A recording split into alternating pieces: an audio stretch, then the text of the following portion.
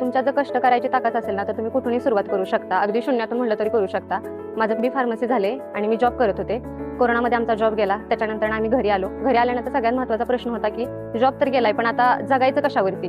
ज्या रोजच्या गरजा आहेत त्या तर आपल्याला पूर्णच कराव्या लागणार आहेत. मग आमच्या घरी एक गाई होती. तिच्या दुधावरती आमचं सगळं चालायला लागलं.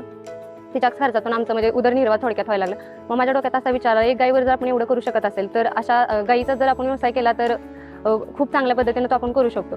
सुरुवातीला खूप खाचखळगे, खूप खडतरच होतं, कारण की आमची फील्ड वेगळी होती. आम्ही एज्युकेटेड होतो आणि ह्या गोष्टी आमच्यासाठी सगळ्या खूप नव्या होत्या. कसं करायचं, काय करायचं माहीत नाही. पण हळूहळू शिकत गेलो. त्याच्यानंतर रेकॉर्डवरती काम करायला सुरुवात केली.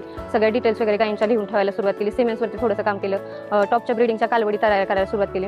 हळूहळू आमच्या गोट्यामध्ये लहान मोठ्या 45 गाई आहेत आता सध्याला आणि खूप चांगल्या प्रकारे आम्ही आता गोट्याचं मॅनेजमेंट वगैरे करतोय. आणि खूप आनंद आहे की स्वतः मालक म्हणून मी इथं काम करते.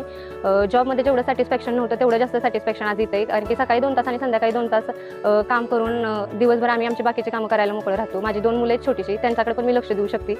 जॉबला गेली असते तर ह्या गोष्टी शक्य झाल्या नसत्या. ह्या व्यवसायामुळे कुठंतरी मला स्वतःची छोटी मोठी स्वप्न पूर्ण करता येत आहेत. आता एक माझं नाव झालं, एक प्रतिष्ठित दुग्ध व्यावसायिका म्हणून मला ओळखलं जातं. त्यामुळे मला असं वाटतं बाकीच्या महिलांना पण ह्याच्यामध्ये उतरावं, स्वतःच्या पायावरती उभं राहून थोडंसं इंडिपेंडेंट व्हावं. म्हणून तर म्हणतात ना, मंजिल तो मिल ही जाएगी भटकते हुए, गुमराह तो है जो घर से निकलते ही नहीं. म्हणून महिलांनो बाहेर पडा आणि स्वतःची स्वप्न पूर्ण करा.